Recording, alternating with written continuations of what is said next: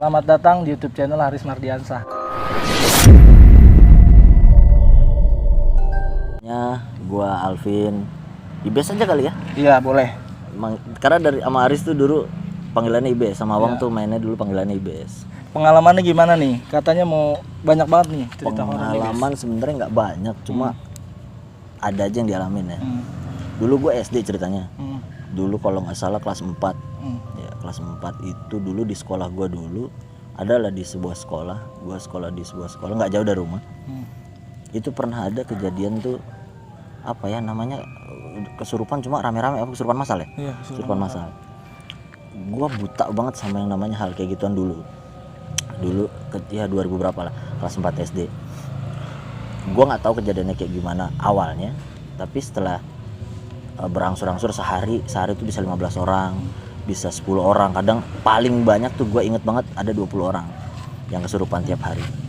Nah gitu tuh, penasaran kan kita ada apa, karena gue anak kecil dulu gue nggak ngerti. Nah suatu hari tuh, itu udah hari keberapa ya, lupa, kalau nggak salah hari kedua apa hari ketiga, mungkin karena bokap capek kan. Nah gue dipanggil lah sama bokap. Dulu anak SMP tuh kakak kelas tuh yang manggil ke kelas, minta tolong gue ke ruang SMP, karena dulu ditaruhnya di ruang SMP, karena yang kejadian kan yang kesurupan anak SMP kalau nggak salah. Taruh di situ, terus apa namanya, pas gue masuk ya gue anak kecil polos aja sih, gimana, takut ya pokoknya takut lah ngeliat kayak gitu. Terus ya gue langsung nyamperin bokap dulu, karena bokap yang bisa kayak gitu. Bokap bilang sama gue, bang tolongin bapak. Tolongin apa, gue bilang. Dulu tuh gue cuma bisa baca surat pendek saat SD, nggak bisa yang aneh-aneh. Bantuin bapak doain nih supaya yang kesurupan nih cepet keluar jinnya. Nah juga baru tahu, oh jadi orang ini ada jinnya gitu. Di situ baru tahu tuh, oh ini ada jinnya. Nah gue nggak ngerti harus ngapain, ya gue deketin aja orangnya. Yang namanya orang kesurupan kan ada yang kuntilanak, ada yang pocong. Karena kalau pocong yang loncat itu sebenarnya nggak ada, bang. Pocong itu dia terbang. Kalau di film-film mungkin ya gue nggak tahu pasti ya, tapi selama gue ngelihat dari SD sampai sekarang yang gue lihat itu pocong nggak ada yang loncat, ada dia terbang, ada dia diem gitu kan. Gitu. Terus ada anak kecil, ada apa, semua pokoknya 15 orang beragam deh. Ada yang jin Islam, ada yang lain-lain. Nah di situ karena mereka pada berisik, ngapain lu di sini segala macam gini. Akhirnya gue dulu pernah salaman sama bokap tuh. Gue nggak tahu deh bokap baca apa atau ngapain, transfer gue apa. Ya gue cuma bisa baca apa yang gue bisa, kayak Al-Fatihah dan lain-lain. Bisa baca, itu berasa tuh kayak getaran bang di tengah tangan ini. Kayak tet gitu. Karena gue anak kecil nggak tahu apa-apa, jadi ya udah. Terus bokap pernah cuma bilang, bang minta sama Allah, tolong, ini kan pada berisik, tolong tutup mulutnya. Ya kita polos-polosan anak kecil gimana sih? Ya Allah begini. Gue tiup lah tuh kan, ternyata beneran kejadian, ketutup lah mulutnya, ada yang jatuh lah, ada yang apa. Sampai saat ini gue hampir nggak percaya dulu gue bisa kayak gitu. Mungkin kuasa Allah juga ya, gue nggak tahu. Setelah dari situ udah gue disuruh balik lagi ke kelas. Karena udah bang sekolah lagi, udah gue sekolah lagi. Sampai belajar pun gue nggak konsen bang. Saat itu juga gue ke UKS, gue ngeluh kepala gue pusing apa segala macem. Lu ngerasain efeknya gitu? Efeknya berat banget, kayak kepala gue masuk kelas langsung teng aja pusing, nggak tahu ada apa. Gue minta ke UKS sama guru kan, akhirnya gue di UKS, bokap gue nggak tahu, pikir bokap gue kan gue belajar kan. Ternyata pas ditemuin di UKS, wah dilihat sama bokap ada apa-apa, mungkin dinetralisir apa gimana kan dari situ. Nah setelah kejadian itu berlangsung selama hampir 2 minggu kali bang ya. 2 minggu? 2 mingguan kayaknya, hampir 2 minggu, ya 10 hari lebih lah. Hampir 2 minggu, kayak gitu terus. Terus akhirnya gue pas hari keberapa itu kejadian di musola. Kejadian di musola, ditanya penyebabnya apa, dicari, karena saat itu selama berhari-hari kita nggak ketemu penyebabnya apa. Karena dulu seinget gue ya, mudah-mudahan gue nggak salah, seinget gue itu dulu kejadiannya di sekolah gue pernah ngadain camping di suatu tempat. Mungkin perlakuannya kurang baik di tempat itu ya kan, apa buang sampah, apa buang gimana, makanya setiap di tempat yang kita sopan lah gitu bisa jadi di tempat kita baru nginjek itu harusnya kita sopan. Ucapan, tingkah laku, dia lebih hidup itu lebih dulu daripada kita. Nah setelah itu ternyata kejadiannya karena itu. Ini harusnya gimana nih? Ini kalau dia bilang ada salah satu jin kalau nggak salah. Dia bilang ini harus ada yang minta maaf. Ada satu kakak kelas gue ini yang mungkin dia dapat bacaan atau ajian dari mana yang lagi nggak ada apa-apa, tiba-tiba dia baca itu untuk manggil mungkin. Kejadian lagi.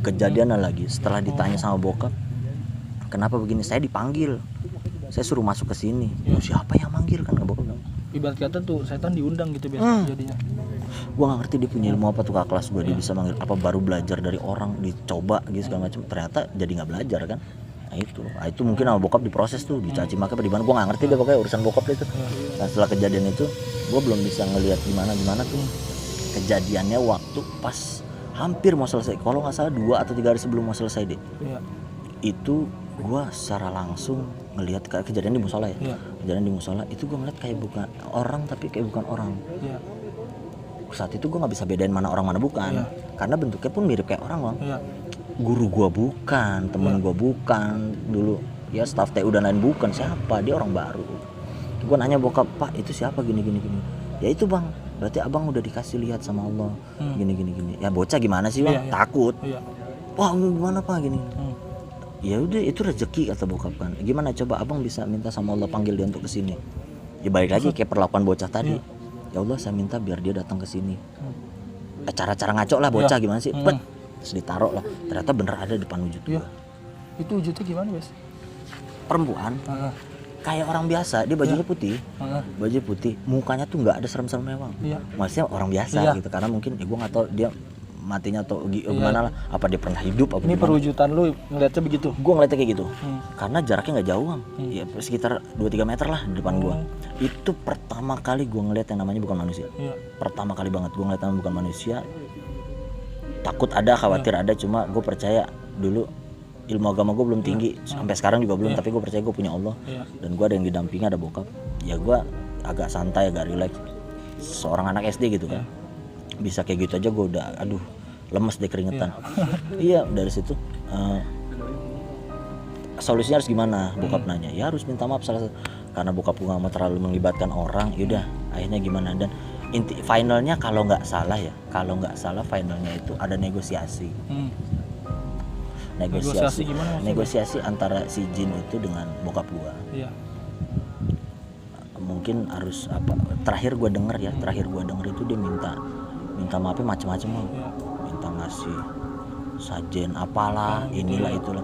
Karena gue sampai dari dulu sampai sekarang nggak pernah namanya ngasih gitu kan, karena memang bukan jalannya kayak gitu kan, nggak bisa kita ngasih gitu. Kita namanya kalau menurut pengetahuan gue kita bersekutu dengan yang kayak gitu namanya. Gue nggak pernah kayak gitu, jadi ya bokap nggak mau, menolak. Sekarang gimana caranya kita, kamu ya kamu, saya ya saya, manusia ya gaib gitu. Akhirnya di situ terjadi toleransi, dan karena itu kan jin itu diundang bang. Dia datang karena undangan. Undangan itu dengan perilaku manusia, dengan perilakunya jorok apa segala macam yang gue denger ya, something yang gue denger. Nah jadi mereka diundang, dan di sekolah gue itu ada penunggu aslinya. Nggak 1 nggak 2, itu banyak, karena kan itu sebuah gedung besar. Karena nggak bohong, maksudnya nggak menutup kemungkinan setiap rumah, setiap ada bangunan 1x2 meter itu pasti ada yang nempatin. Pasti ada penunggunya. Ya, entah dia baik, entah dia jatuh apa gimana, bahkan di alam liar pun di pohon aja pasti ada. Mereka merasa ada apa nih selama berhari-hari kok ada begini, mereka dari mana. Nah mungkin pikir mereka ya, jin-jin yang ada di sekolah gua yang asli ini, oh berarti nih orang-orang ini bisa gua masukin nih, bisa gampang nih. Itu nular bang kayak penyakit.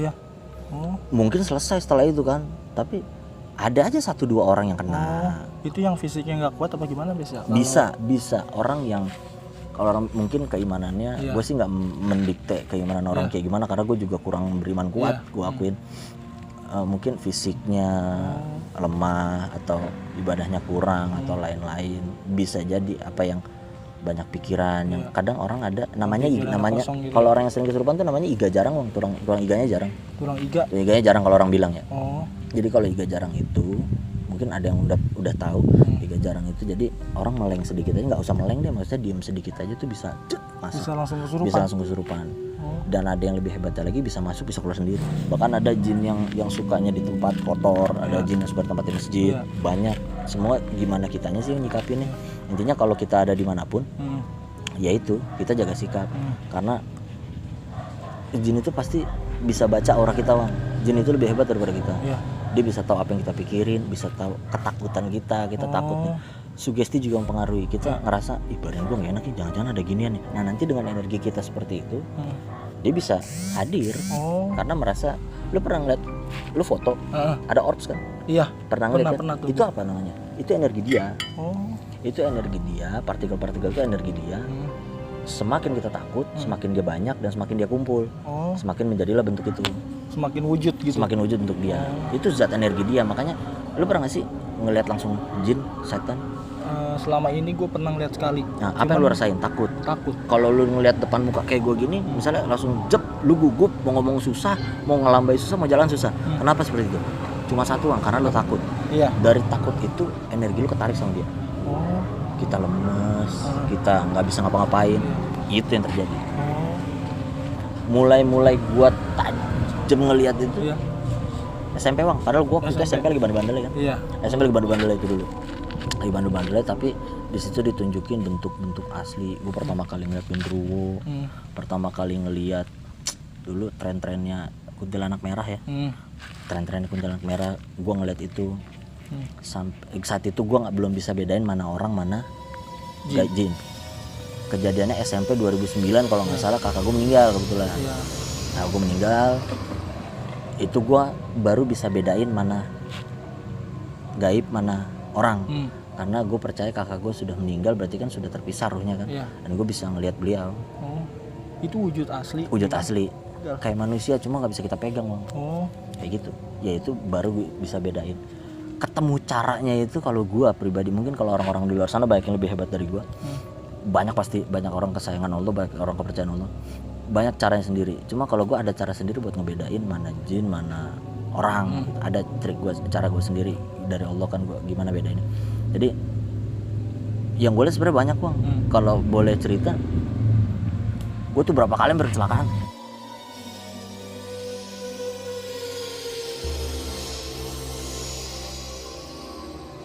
Sepi, kita lihat di jalan apa segala macam, kita pulang jam 1 malam, tapi yang gue lihat itu gila bang. Iya, rame. Bukan lagi, ya karena pergantian kehidupan mereka tuh di sore hari, di petang, ya mau maghrib itu pergantian mereka. Mereka tuh mulai hidup, mulai keluar aktivitas ya di jam segitu sampai menjelang subuh. Kita kan terbalik, kita malam waktunya istirahat, sampai pagi kita aktivitas. Seperti itu, jadi banyak yang sering gue lihat, banyak yang apa yang nggak pernah ada di film. Iya. Yang nggak pernah ada di film pernah lu lihat? Pernah gitu. Gue lihat. Kayak apa? Gue pernah ketemu namanya kalau di game Mobile Legends ya, ada Hylos tuh. Iya. Nah, gue pernah ketemu manusia kayak kuda. Gitu. Gue pernah ketemu kayak gitu. Buset, serem amat. Itu kejadiannya waktu bokap lagi nolongin orang. Iya. Kejadiannya bokap lagi nolongin orang, terus jin yang dia pakai bentuknya seperti itu. Gue ngeliat langsung, itu gue kejadian SMA. Makanya orang bilang, gue banyak temen yang temen ngomong sama gue. Pin, gue mau bisa ngeliat ini dong, gue bisa ngeliat itu. Gue sebenarnya bukan orang sakti bang, gue orang biasa gitu. Cuma kita balik lagi, kita minta sama Allah. Kalaupun bisa, insya Allah gue bukain. Cuma mampu nggak lu ngelihatnya? Lu pernah dengar istilah sawan kan? Iya, pernah. Banyak orang yang bilang gue udah gede, gue nggak bakal sawan. Sorry bang, bullshit. Karena orang sawan itu nggak kenal umur. Beraninya orang itu urusannya dengan energi, bukan dengan umur. Sawan itu nggak bisa. Makanya gue nggak pernah namanya mau nyelakain temen sendiri lah. Maksud gue pun pernah berpikiran gini bang, gue mau hidup normal. Gue mau kayak orang rutinitas biasa. Iya, rutinitas biasa. Karena gue sungguh terganggu dengan ini. Gue pernah hampir minta berhenti. Gue sedikit merasa nyesel tau bang. Merasa nyesel apa? Gue inget dulu gue SD, kenapa gue salaman sama bokap dulu ya. Kenapa gue mau gitu kan. Mungkin dari situ bokap merasa gue minta tolong sama anak gue mungkin. Tapi kenapa nggak diambil lagi? Kenapa Allah nggak tarik lagi gitu kan? Gue pernah mau berhenti kayak gini bang. Gue pengen jadi orang normal. Gue bilang sama bokap, jawaban bokap cuma satu. Ini nggak ada yang bisa ngontrol bang, kecuali yang punya. Kecuali yang punya Allah. Gue diibaratkan kayak gini. Kalau sekarang tidur, pagi gue nggak dikasih napas. Abang bakal gimana, kata bokap? Ya mati dong, gue bilang gitu kan. Napas itu adalah rezeki. Segala rezeki yang udah dikasih sama Allah tuh nikmatin. Ini bagian dari rezeki. Jadi ya jalanin sebaik-baiknya, kata bokap gitu. Makanya gue berhenti ngungkit itu ya memang Allah udah menggariskan lah. Harus gue jaga banget. Makanya beratnya kayak gini, tanggung jawabnya berat banget bang. Di satu sisi gue harus ngejaga apa yang diberikan, di sisi lain juga gue kehidupan gue jadi rame. Jadi Ramenya gimana tuh, Bos? rame bang. Gue kalau ngelihat dulu tuh gue nggak kayak gini. Dulu gue cuma masih bisa milih mana yang harus gue lihat, mana yang enggak. Iya. Kalau sekarang bener-bener pure. Ya kayak gue ngelihat lu aja, Iya. kayak ngelihat. Ada nih orang kayak ngeliat itu kayaknya takut banget. Tapi kalau lu kan kayak biasa aja gitu. Sebenarnya hati kecil gue takut bang. Hati kecil gue takut kenapa? Gue bukan takut karena ngelihat, takut karena ada kontak. Kontak gimana maksudnya, Bos? Kita nggak pernah tahu bang perasaan gaib seperti apa. Kita nggak bisa kontrol itu. Pada saat gue ngelihat satu sisi, saat gue ngelihat satu gaib nih, sedangkan gaib lain banyak yang ngeliatin gue. Kalau gue fokus sama satu gaib, gue nggak tahu gaib lain mau iseng sama gue kayak apa. Gue nggak bisa tahu. Beratnya di situ bang. Gue nggak ada persiapan dan nggak ada lain-lain. Itu jadi yang sulit kontrol itu. Jadi beratnya di situ. Jadi gue berurusan dengan satu gaib karena kita begini aja nih bang ya, kita ngobrol gini nih, ini kita udah banyak yang merhatiin sebenarnya. Mereka tuh cuma beda alam doang sama kita. Makanya gue bilang sendirian kita pun kita harus jaga bacot, jaga omongan, Jangan toksik lah gitu. jangan gue nggak percaya sama kayak gitu. Di Al-Quran kan ada bang, kita hidup tuh berdampingan. Mereka tuh ya udah memang alamnya. Makanya gue kalau berurusan dengan kayak gitu, tetangga gue sakitnya kayak gitu, problemnya banyak kok. Ada yang tentang gara-gara warisan jadi santet-santetan. Lu pernah santet-santetan apa sih? Santet-santetan kayak gitu. Mulai mengkaji lah, belajar untuk megang orang sendiri. Alhamdulillah untungnya gue dipercaya sama Allah. Jadi kadang ya depan mata ngeliat teman kesurupan kadang nggak tega gitu kan. Cuma ya kalau memang ada yang mau megang silakan. Balik lagi kan panggilan bang, hati. Iya sih ya. Kalau hati nggak terketuk tuh kita mau sampai jungkir balik, Allah nggak ngizinin, nggak kun fayakun, kita nggak bakal bisa sebenarnya bang. Iya benar. Makanya gue sampai saat ini gue cuma bilang gue nggak bisa apa-apa dan gue nggak punya apa-apa. Semua kalau nggak kuasa Allah, gue mau sampai terbalik juga nggak bakal. Iya. Kayak gitu kurang lebih. Jadi di atas langit itu masih ada langit. Gue nggak pernah menganggap diri gue nggak pernah menganggap diri gue gimana, karena gue tahu dulu asalnya dari mana. Gue dari orang yang nggak bisa apa-apa. Selagi gue bisa, kenapa sih gue nggak nolong orang gitu? Karena dulu mungkin bokap jatuhnya dari kakek gue ya, dari orang tua bokap gue. Ya mungkin beliau juga sayang sama gue mungkin. Ya gue hanya ngerasa gue dibimbing sama beliau, sama kakek gue sendiri. Jadi kadang hadir, tengok gue kan. Gue nggak pernah mau minta orang yang nggak ada buat hadir depan gue bang. Karena sedih lah. Gue nggak pernah ketemu kakek gue di kehidupan nyata karena beliau meninggal 1 tahun sebelum gue lahir. Gue nggak pernah ngeliat beliau tuh. Jadi kakak gue pun yang udah nggak ada, gue nggak pernah mau manggil atau segala macem karena dia udah urusannya udah ke sana bang. Gue nggak pernah mau. Tapi kalau dia mau nengok mau apa segala macem ya kita well lah, kita mau ketemu saudara, mau ketemu apa kayak gitu sih. Kalau penjaga gue alhamdulillah nggak pernah ngerasa dan nggak pernah kepengen ada yang jaga. Penjaga cuma Allah satu gitu. Gue cuma pegangan gue itu doang. Gue pernah nanya ke bokap, ada apa sih pak di saya segala macem gini. Emang ada apa? Setelah bingung kan? Bingung. Terus gue sempat ngecek diri gue sendiri. Abis Isya pernah satu malam abis Isya gue cek diri gue, kenapa sih gue bisa begini? Gitu. Sampai sekarang gue nggak nemu bang. Bahkan gue sempat tanya sama bokap, selalu ada peringatan. Orang bilang gue tuh indigo. Bukan bang. Gue bukan indigo. Kita tuh hidup nggak sendiri. Banyak orang yang lebih dulu hidup daripada kita, dan mereka kepengen alam ini dijaga. Kepengen alam dijaga. Mereka kepengen dihargai aja sebenarnya. Dihargai keberadaannya, bahwa dia ada. Kadang gaib tuh ada yang kita baru nempatin rumah ditimbuk batu peletuk gitu. Itu bukan buat nakutin, itu buat memberitahu bahwa ada saya di sini. Seperti itu. Kadang orang nangkepnya wah nakutin nih jin, enggak seperti itu. Jadi kita dimanapun kita berpijak, di tempat baru, di tempat manapun kita harus jaga sikap. Karena rumah yang kita beli baru pun dibangun itu udah duluan ditinggalin sama mereka. Makanya kan kita kalau nempatin rumah pengajian, harus ada pengajian. Itu gitu, bukan untuk ngusir dia sebenarnya. Itu untuk izin sama yang nungguin bahwa kita mau nempatin rumah ini, dan kita minta restu Allah untuk nempatin rumah itu. Berarti apa-apa harus izin dan kita harus jaga sikap. Ya. Karena kalau udah berurusan dengan kayak gitu, mungkin kalau kita sama orang nih ada masalah kita pukul, polisi, penjara, selesai. Kalau kita urusan sama yang kayak gituan bang, panjang bang. Panjang. Kita mau pukul nggak kena. Yang ada kitanya dideketin mulu, digandulin mulu. Badan sakit terus. Lu mau urut berapa ke tukang urut juga nggak bakal bisa karena memang ada yang Iya. Endotin dan segala macem, ada yang ditaruh di perut apa penyakit apa segala macem, banyak jin yang kayak gitu. Jadi hati-hati aja sih buat Semuanya ya. buat semuanya, kita lebih jaga sikap lagi. Mudah-mudahan kedepannya kita juga dari jaga sikap itu kita bisa diberikan keberkahan lah. Iya.